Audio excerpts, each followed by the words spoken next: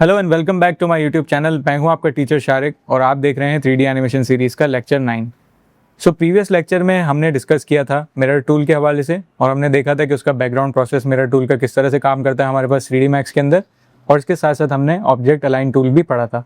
I hope कि आपको वो टॉपिक सारे क्लियर हो गए होंगे।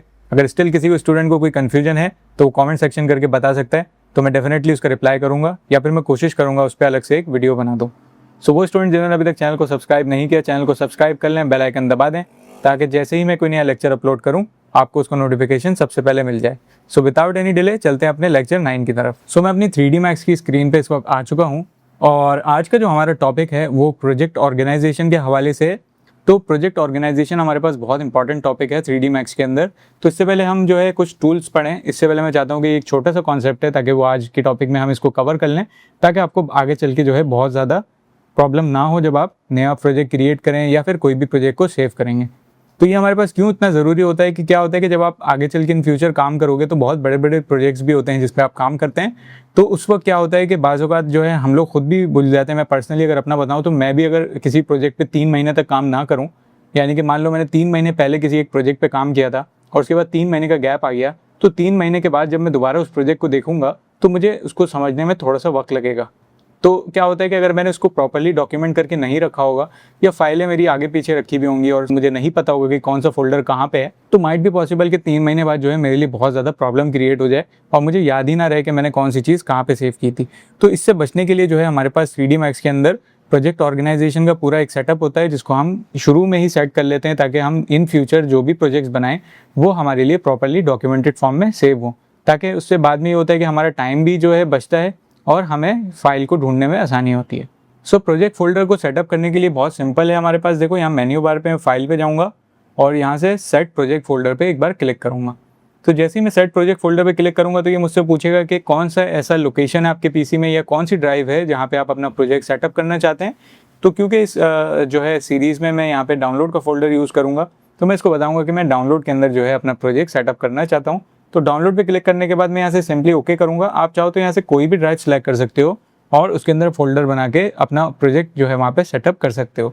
तो मैं यहाँ से डाउनलोड ले रहा हूँ और यहाँ से एक बार क्लिक करूँगा तो यहाँ से देखो मैं डाउनलोड में जाऊँगा और यहाँ पे देखो एक न्यू फोल्डर बना हुआ है। तो न्यू फोल्डर को जैसे ही मैं ओपन करूँगा तो मेरे पास यहाँ देखो मल्टीपल इसने फोल्डर्स मेरे लिए क्रिएट कर दिए हैं जिसके अंदर आर्काइव है। अभी इसको जितने भी फोल्डर्स हैं आपने इसको देख के परेशान नहीं होना कि ये आर्काइव क्या करता है, ऑटो बैकअप क्या करता है। तो ये वक्त के साथ साथ आपको जैसे जैसे मैं एक्सप्लेन करता जाऊँगा तो आपको ऑटोमेटिकली चीज़ें समझ आनी शुरू हो जाएंगी। तो आर्काइव होता है हमारे पास, इसी तरह ऑटो बैकअप होता है, यानी कि अगर आप फाइल पे काम कर रहे हैं और अचानक से पावर आउटेज हो जाता है या आपका सिस्टम बंद हो जाता है तो आपका ऑटो बैकअप जो है आपके लिए फाइल को वहाँ पे रीस्टोर करता है। तो डाउनलोड का हमारे पास फोल्डर होता है, इसी तरह export, express, import, material library, preview, proxies, render output, render preset, scene asset, scenes और वी पोस्ट। सही है। तो हमारे पास सारे फोल्डर्स तकरीबन होते हैं। तो अब देखो क्या होता है कि जब भी मैं अब यहाँ से कभी भी फाइल के अंदर जाके मैं इसको सेव करूँगा तो मुझे ये सीन के फोल्डर में ले जाएगा। लेकिन अगर आप बैक करके देखोगे तो ये सीन का फोल्डर आपके पास डाउनलोड्स के अंदर न्यू फोल्डर के अंदर ही मिलेगा। ठीक है। तो क्या कर रहा है कि आपके लिए आपको उसको बार बार बताना नहीं पड़ कि आपका प्रोजेक्ट जो है कहाँ पर रखा हुआ है। तो इससे हमें ये फ़ायदा होता है। इसी तरह से अगर मैं यहाँ से जाके एक्सपोर्ट कर दूँ, एक्सपोर्ट पे जैसे ही क्लिक करूँगा तो देखो एक्सपोर्ट के फोल्डर के अंदर चले जाएगा। तो अगर मैं बैक करूँगा तो ये मुझे वापसी कहाँ पे लेके आएगा, डाउनलोड्स में, यानी कि मेरी जो प्रोजेक्ट फाइल है वो प्रॉपर्ली ऑर्गेनाइज हो गई है। और अगर मुझे कुछ भी इंपोर्ट करना है, एक्सपोर्ट करना है या सेव करना है तो वो डेफिनेटली उसी फोल्डर के अंदर सेव होगा। ये एक बेसिक फंडामेंटल कॉन्सेप्ट था प्रोजेक्ट ऑर्गेनाइजेशन के हवाले से। आई होप कि अब आप इसको अपनी प्रैक्टिस में लेके आएंगे। तो हर बार एक नया प्रोजेक्ट शुरू करने से पहले आपको उसका प्रोजेक्ट सेटअप करना ज़रूरी है ताकि आपकी फाइलें प्रॉपर्ली ऑर्गेनाइज हों और बाद में चल के आप आपके लिए प्रॉब्लम क्रिएट ना करें। ये था आज का एक पहला टॉपिक। और दूसरा आज हम ग्रुप पढ़ेंगे। तो ग्रुप पढ़ने के लिए देखो बहुत आसान है। मैं यहाँ से सिंपल जो है ऑब्जेक्ट क्रिएट कर रहा हूँ। तो मैं यहाँ पे 4 अलग अलग बॉक्सेस बनाऊँगा और फिर हम देखेंगे कि ग्रुप किस तरह से काम करता है। तो यहाँ देखो मेरे पास 4 अलग अलग बॉक्सेस हैं। अब मैं चाहता हूँ कि मैं जब इन चारों को मैं चाहता हूँ कि ये इस तरफ मूव कर जाएँ, तो उसके लिए मेरे पास क्या तरीका हो सकता है कि मैं इन चारों को सिलेक्ट करूँगा। ठीक है। और फिर मैं इसको यहाँ पर मूव करूँगा। लेकिन जब भी मुझे कभी सिलेक्ट करना होगा तो चारों को हमेशा इंडिविजुअल सिलेक्ट करना होगा, यानी कि एक एक करके सिलेक्ट करना होगा या फिर सिलेक्शन से सिलेक्ट करना होगा। तो हमारे पास इस केस में क्या होता है कि हम इसका ग्रुप क्रिएट कर सकते हैं। तो ग्रुप क्रिएट करने से क्या होता है कि हमारे पास ये एक ऑब्जेक्ट की तरह बिहेव करता है। तो इसको अगर मैं चारों को सिलेक्ट करूँ और यहाँ से ग्रुप में जाऊँ और ग्रुप में जाने के बाद ग्रुप पे एक बार जैसे ही मैं क्लिक करूँगा तो मुझसे इसका नाम पूछेगा। तो इसका नाम आप कुछ भी रख सकते हो, डिपेंड करता है जो भी आप मान लो अगर आप चेयर का सेट बना रहे हो तो आप इस पर चेयर लिख सकते हो, सोफ़ा लिख सकते हो, बिल्डिंग लिख सकते हो, कुछ भी आप इस पर लिख सकते हो, इस पर कोई ऐसी रिस्ट्रिक्शन नहीं है। तो इसका नाम मैं यहाँ पे ग्रुप 1 रख रहा हूँ, ठीक है। और जैसे ही मैं ओके करूँगा तो अब क्या होगा कि देखो यहाँ पे ये ग्रुप बन चुका है, यानी कि मैं अगर इसको कहीं पे भी क्लिक करूँगा तो चारों मेरे ऑब्जेक्ट एक साथ सिलेक्ट होंगे और एक साथ मूव होंगे। तो इसके ऊपर मैं कोई भी चीज़ अप्लाई करूँगा तो इसके ऊपर एज अ ग्रुप अप्लाई होगी, ठीक है। अब इसमें हमारे पास एक कॉन्सेप्ट होता है ग्रुप का और एक होता है नेस्टेड ग्रुप का। तो नेस्टेड ग्रुप क्या होता है कि ग्रुप के अंदर भी एक ग्रुप होता है हमारा, उसको अभी हम थोड़ी देर में पढ़ते हैं नेस्टेड को। उससे पहले हम एक ऑप्शन इसमें और देख लेते हैं कि देखो हमने इसको ग्रुप कर लिया है। अब मैं किसी पॉइंट पे चाहता हूँ कि एक ग्रुप से अनग्रुप हो जाए, तो उसके लिए हम क्या करेंगे कि इसको सिलेक्ट करेंगे, ग्रुप पे जाके यहाँ से अनग्रुप करूँगा मैं। तो मेरे पास जो मैंने ग्रुप क्रिएट किया था वो अब यहाँ पे ख़त्म हो चुका है और यहाँ पे मेरे सारे ऑब्जेक्ट फ्री हो चुके हैं, यानी कि अब किसी भी ग्रुप के अंदर वो बाउंड नहीं है। तो यहाँ पे देखो मैं अब इस पर दोबारा जा रहा हूँ ग्रुप, इस बार मैं इसका जो नाम है वही रहने दूंगा और यहाँ से ओके कर दूंगा। तो मैंने दोबारा से इसको ग्रुप बना लिया है।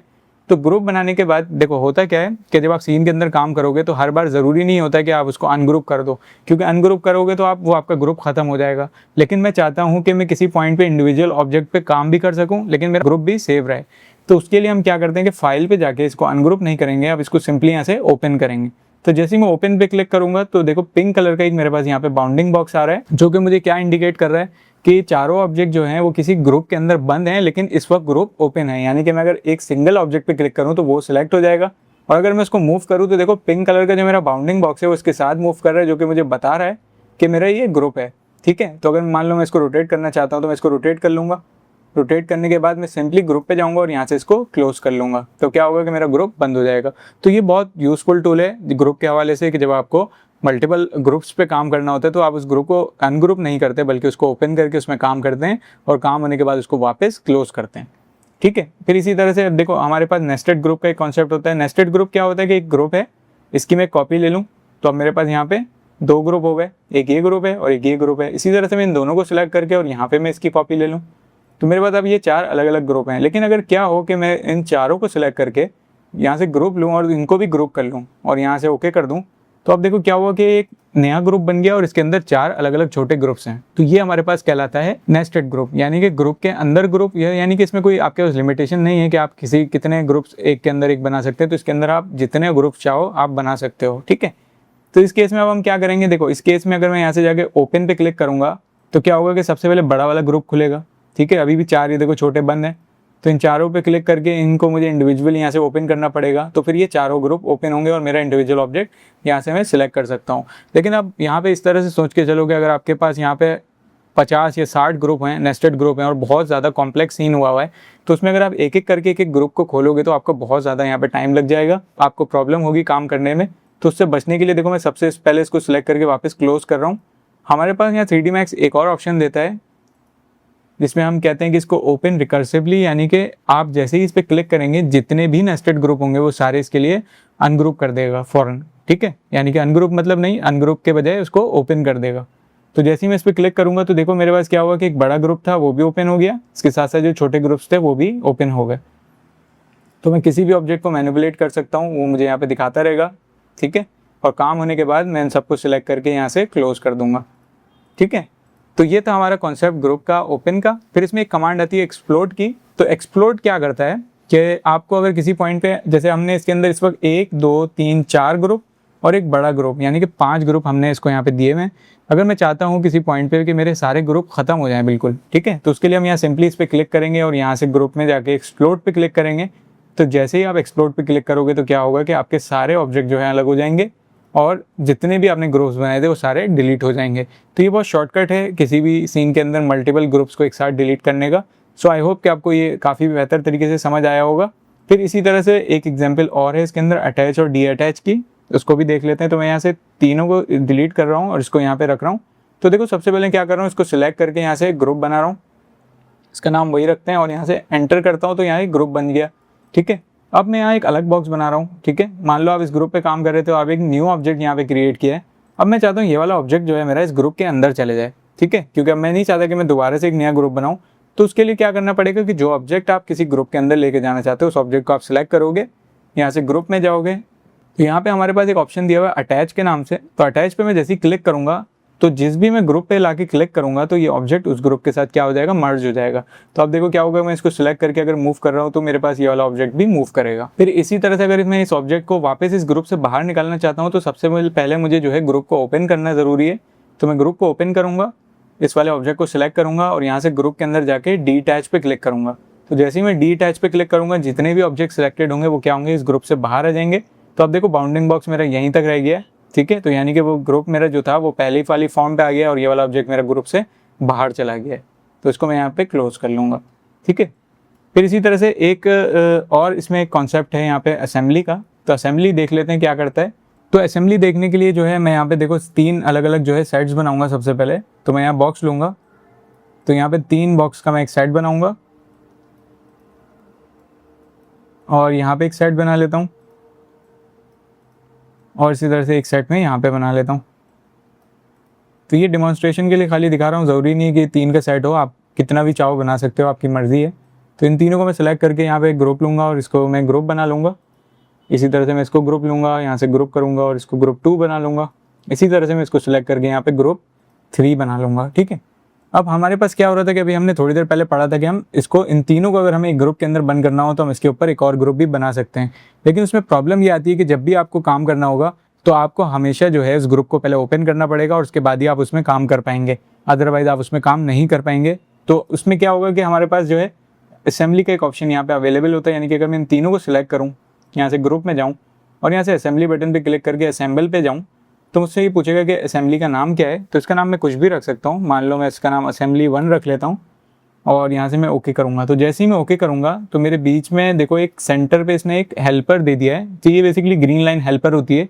तो अभी तक आप लोगों ने हेल्पर नहीं पढ़ा है, तो जब आगे चल के हेल्पर पढ़ेंगे तो आपको समझ आ जाएगा।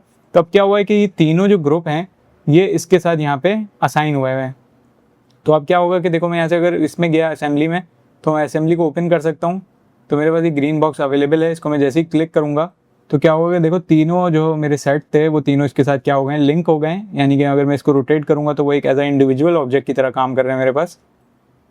अब इसमें फ़र्क नहीं पड़ता कि मैं इन तीनों को सिलेक्ट करके जो है यहाँ से ग्रुप में जाके ओपन कर दूँ, तब भी ये मेरे पास एक जैसा काम करेगा, ठीक है। तो इसमें क्या होगा कि मैं एट अ टाइम जो है ग्रुप के अंदर जो है मल्टीपल ऑब्जेक्ट पे यानी सिंगुलैरिटी पे काम कर सकता हूँ। अगर मैं इस ऑब्जेक्ट को चेंज करना चाहता हूँ, इसकी पोजीशन चेंज कर सकता हूँ। और अगर मैं इसको पूरे को एक साथ रोटेट करना चाहता हूँ तो मैं सिंपली इस पर क्लिक करके इसको रोटेट भी कर सकता हूँ। तो ये पार्ट जो है हमारा असेंबली का होता है। तो ये भी एक यूज़फुल टूल है। तो ये भी डेफिनेटली इसकी भी एक स्पेसिफिक रिक्वायरमेंट होती है, उसी वक्त हम इसको यूज़ करते हैं। तो आपने देखा होगा कि बड़े बड़े जो सीन्स होते हैं फिल्म्स के अंदर, ट्रांसफॉर्मेशन होती है, जैसे ट्रांसफॉर्मर है वो किस तरह से गाड़ी से रोबोट में कन्वर्ट हो जाता है। तो उसके पीछे बहुत सारे मल्टीपल छोटे छोटे पार्ट्स होते हैं जो एनिमेट हो रहे होते हैं। तो उसके लिए हम इंटरलिंक आपस में एक दूसरे को कनेक्ट करते हैं चीज़ों को। तो ये हमारा एडवांस का टॉपिक है। अभी उसकी हम सिर्फ बेस लेवल अंडरस्टैंडिंग समझ रहे हैं ताकि हमें वो चीज़ बहुत बेहतर तरीके से याद हो जाए। सो आई होप कि आपको अब ग्रुप का कॉन्सेप्ट जो है क्लियर हो गया होगा। इसके साथ साथ जो है असेंबली का कॉन्सेप्ट भी आपको क्लियर हो गया होगा। जिस तरह से हमारे पास ग्रुप के अंदर ओपन क्लोज का ऑप्शन होता है, इसी तरह से असेंबली के अंदर भी ओपन क्लोज का ऑप्शन होता है, अटैच डीअटैच का ऑप्शन होता है और एक्सप्लोर का ऑप्शन होता है। तो मैं चाहता हूं कि आप ये सारे ऑप्शन जो हैं एक्सप्लोर करें खुद से अब और इसकी प्रैक्टिस करें।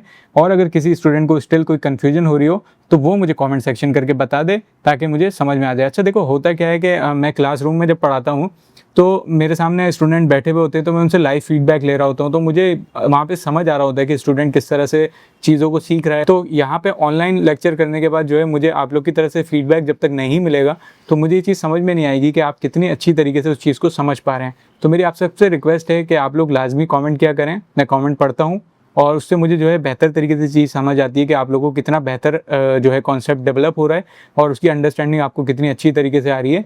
तो जो भी स्टूडेंट है जिसको कोई कन्फ्यूजन हो रही है और कोई चीज़ समझ में नहीं आ रही तो वो कमेंट करके लाजमी बताया करो, ठीक है। तो आज के लिए हमारा लेक्चर इतना ही था। मिलते हैं आपसे अगले लेक्चर में, तब तक के लिए अपना ख्याल रखें। अल्लाह हाफिज़।